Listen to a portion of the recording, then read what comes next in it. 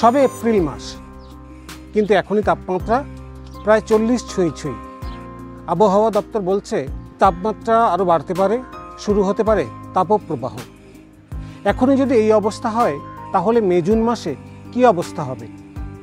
আপনারা একবার ভাবুন তো যে ওই সময় গাছগুলির কি অবস্থা হবে। তাপ এবং তাপপ্রবাহের তীব্র যন্ত্রণা থেকে আমরা আমাদের প্রিয় গাছগুলিকে কোনোভাবে কি রিলিফ দিতে পারি? কিভাবে পারি তাই নিয়ে আলোচনা করব আজকের ভিডিওতে। নমস্কার বন্ধুরা, রাজ গার্ডেন্সে আপনাদেরকে স্বাগত। বুঝতেই পেরেছেন আজকের ভিডিওটি ভীষণ গুরুত্বপূর্ণ হতে চলেছে, শেষ পর্যন্ত মন দিয়ে দেখুন।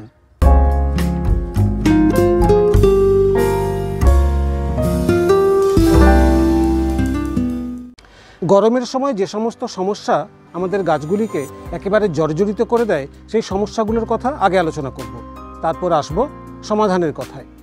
যে সমস্যার কথা শুরুতে না বললেই নয় সেটা হচ্ছে গাছের পাতা পুড়ে যাওয়ার সমস্যা। আম, জামরুল, লঙ্গন, লোকাট, লিচু, অ্যাপেল, রামভুটান এই সমস্ত গাছে পাতা পুড়ে যাওয়ার সমস্যা ভীষণভাবে দেখা যায়। বিভিন্ন কারণে গাছের পাতা পুড়ে যেতে পারে, কিন্তু গরমের জন্য যেভাবে গাছের পাতা পুড়ে যায় তাতে নির্দিষ্ট কোনো আকার আকৃতি নেই। আপনাদেরকে কয়েকটা গাছ দেখালেই এই বিষয়টা স্পষ্ট বুঝতে পারবেন। চলুন আপনাদেরকে কয়েকটা গাছ দেখিয়ে দিই।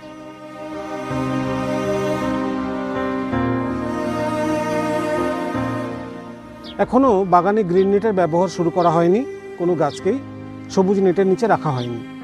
কিন্তু যেহেতু তাপমাত্রা বাড়ছে তাই গাছের পাতা পোড়া শুরু হয়ে গেছে।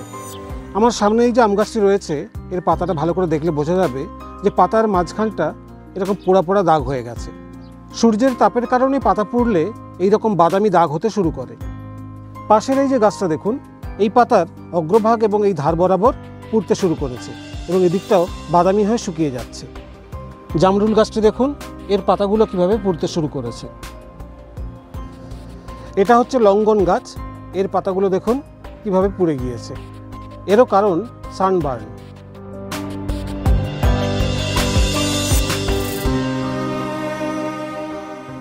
গরমের সময় গাছের আরেকটি সমস্যা হলো পাতা হলুদ হয়ে যাওয়া। শীত এবং বর্ষাকালেও গাছের পাতা হলুদ হয়ে যেতে পারে, কিন্তু তার পেছনে আলাদা আলাদা কারণ থাকে। এই সময় যদি গাছের পাতা হলুদ হয়ে যায় তার পেছনের অন্যতম প্রধান কারণ হলো এই গরম। আপনারা অনেকে কমেন্ট করে জানাচ্ছেন যে আপনাদের বাগানের লেবু গাছের পাতা হলুদ হয়ে যাচ্ছে। এই সময়ে লেবু গাছের পাতা হলুদ হয়ে যাওয়ার কারণ কিন্তু এই গরম। যেমন আমার সামনের এই লেবু গাছটি, এই যে পাতাগুলো দেখতে পাচ্ছেন হলুদ হয়ে গেছে, এটা কিন্তু প্রধানত গরমের কারণেই হয়েছে। একইভাবে এই লেবু গাছটির বেশ কিছু পাতা হলুদ হয়ে গেছে, এগুলো কিন্তু হচ্ছে প্রচণ্ড গরমের জন্য। এই যে ড্রাগনের গাছগুলো দেখতে পাচ্ছেন যে সুন্দর সবুজ হয়ে নতুন নতুন ডালপালা ছাড়ছে, এই সমস্ত সবুজ ডাল হঠাৎ করেই কিন্তু হলুদ হয়ে যেতে পারে বা কোনো কোনো ডাল শুকিয়ে যেতে পারে। সেটাও হয় এই তীব্র গরমের জন্য। এপ্রিলের মাঝামাঝি সময় থেকে এই ড্রাগন গাছে কুঁড়ি আসতে শুরু করবে, কিন্তু সেই সময় যেহেতু তাপমাত্রা আরও বেড়ে যাবে সেই জন্য ওই সময় প্রচুর পরিমাণে কুঁড়ি হলুদ হয়ে ঝরে পড়ে, নষ্ট হয়ে যায়। এখন থেকে যদি সতর্ক না হন তাহলে ছাদবাগানিরা যেমন ড্রাগন ফল কম পাবেন, তেমনি যারা মাটিতে বাণিজ্যিকভাবে ড্রাগন ফলের চাষ করেন তারা ক্ষতিগ্রস্ত হবেন।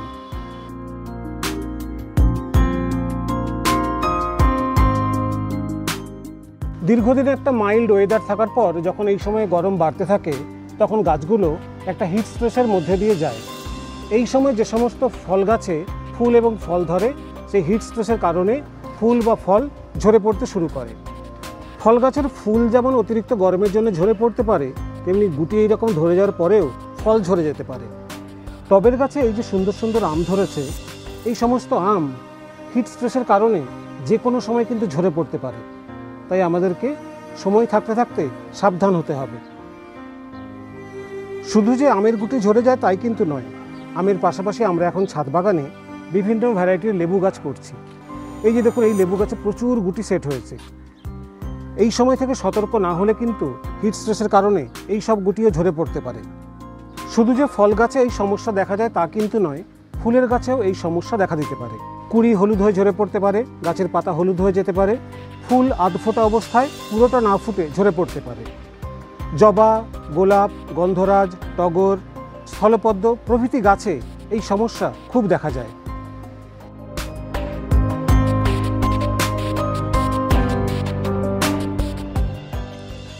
এতক্ষণ গরমে গাছের কী কী সমস্যা হতে পারে সেই সব সমস্যাগুলো নিয়ে আলোচনা করলাম। এবার বলি সেই সব সমস্যা কিভাবে সমাধান করবেন। সমস্যার কথা বলা শুরু করেছিলাম পাতা পোড়ার কথা দিয়ে, সমাধান করার কথাও শুরু করছি পাতা পোড়ার কথা দিয়ে। পাতা পোড়া এমন একটা রোগ, যদি বড় গাছের হয় তাহলে অনেক ক্ষেত্রে সেই বড় গাছ সেই সমস্যা রিকভার করতে পারে, কিন্তু যদি ছোট গাছের পাতা পোড়ার সমস্যা দেখা যায় সেই গাছকে বাঁচানো কিন্তু খুব কঠিন ব্যাপার।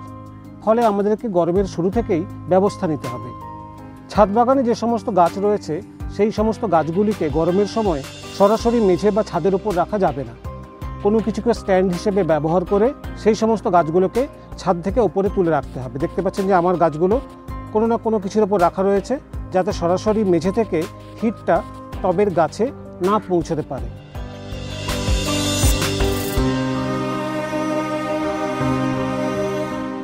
গরমকালে টবের মাটিতে ময়েশ্চার ধরে রাখা খুব কঠিন কাজ, কিন্তু সেটা খুব জরুরি কাজও।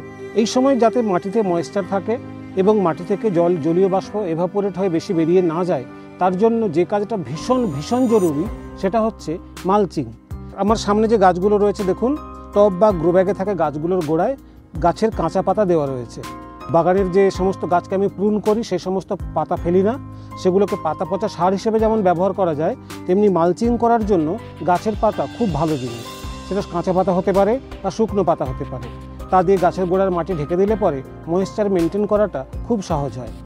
কোকোপিট, কাঠের গুঁড়ো, নারকেল ছোবড়া, ছেঁড়া চট, এমনকি পুরনো ফেলে দেওয়া পিচবোর্ডের টুকরোকেও আমরা মাল্চ হিসেবে ব্যবহার করতে পারি। মুদ্রা কথা হলো মাটিটাকে ঢাকা দিয়ে রাখতে হবে, মাটি থেকে যাতে রস বাইরে বেরিয়ে যেতে না পারে।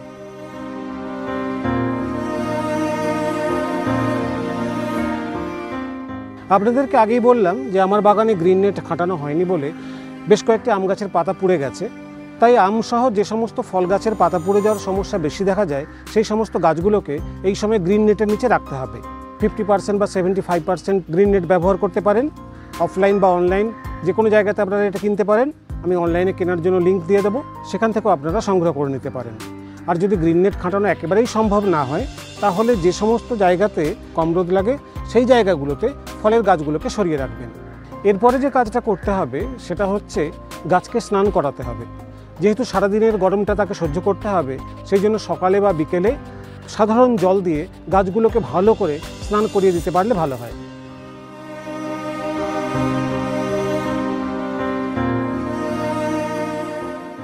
এতক্ষণ তো সমস্যা নিয়ে আলোচনা করলাম, সমস্যার সমাধানও বললাম।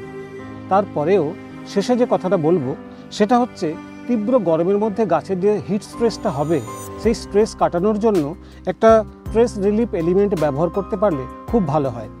আমার কাছে দু রকম স্ট্রেস রিলিফ এলিমেন্ট আছে। আমার হাতে যেটা দেখতে পাচ্ছেন সেটা হচ্ছে ব্ল্যাক অমরুদ। এই ব্ল্যাক অমরুদের পাশাপাশি আরেকটা যেটা আমি ব্যবহার করি সেটা হচ্ছে গ্রিন মিরাকেল।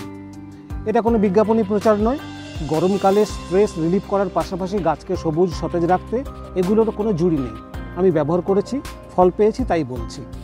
এই যে ব্ল্যাক অমরুদ, এর মধ্যে রয়েছে seaweed extract, amino acid, humic acid, fulvic acid, processed cow urine প্রভৃতি। কি করে এটা গাছের? এটা করে রুট ডেভেলপমেন্টে সাহায্য করে, সবজি ফসল হলুদ হয়ে যাওয়া থেকে রক্ষা করে, প্রিভেন্ট ফ্লাওয়ার ড্রপ, ফুল ঝরে পড়া রোধ করে, বুস্ট ক্রপ ইয়েল্ড, ফসলের উৎপাদন বাড়ায়, ক্রপ গ্রো ফাস্টার, বুস্ট ফ্লাওয়ারিং, ফলের সাইজ, বীজের সাইজ বড় করে এবং তার কোয়ালিটি বাড়ায়, এবং ইমপ্রুভমেন্ট প্ল্যান্ট ইমিউনিটি, গাছের রোগ প্রতিরোধ ক্ষমতা অনেক বাড়িয়ে দেয়। আর এই যে গ্রিন মিরাকেল, এটা কি করে? এটা এক কথায় হচ্ছে স্ট্রেস অ্যালিভিয়েটার, অর্থাৎ গাছের স্ট্রেস দূর করে। এছাড়াও অন্যান্য অনেক কাজ করে। গ্রিন মিরাকেল এবং ব্ল্যাক অমরুদ নিয়ে যদি আরও বিস্তারিত জানতে চান তাহলে এই নিয়ে সেপারেট দুটি ভিডিও রয়েছে আমার চ্যানেলে, আপনারা দেখে নিতে পারেন। আর বাংলাদেশের বন্ধুদেরকে বলবো, যদি আপনারা গ্রিন মিরাকেল বা এই ব্ল্যাক অমরুদ জোগাড় করতে না পারেন তাহলে সিউইড এক্সট্রাক্ট যুক্ত যে সমস্ত মাইক্রোনিউট্রিয়েন্ট পাওয়া যায় সেগুলো ব্যবহার করবেন। গাছকে বিভিন্ন রকম পুষ্টিমূল্য যোগান দেওয়ার পাশাপাশি গাছের বিভিন্ন রকম স্ট্রেস কাটাতেও কাজ করে। যে চারটি জিনিস আপনাদেরকে দেখালাম, যে কোনো দুটো আপনারা সংগ্রহে রাখুন। আপনারা যদি গ্রিন মিরাকেল ব্যবহার করেন তাহলে 1 লিটার জলে নেবেন 3 থেকে 4 ml, এবং যদি সিউইড এক্সট্রাক্ট ব্যবহার করেন তাহলে নেবেন 2 ml।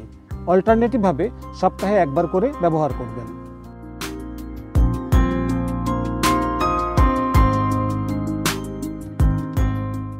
এখানে আপনাদেরকে একটা কথা বলি, আম গাছের পাতা পড়া শুরু হবে, ড্রাগন গাছের ডাল হলুদ হয়ে যাবে, ফুল ফল ঝরে পড়বে, তারপরে আপনারা এসব ব্যবহার করবেন তা কিন্তু হবে না।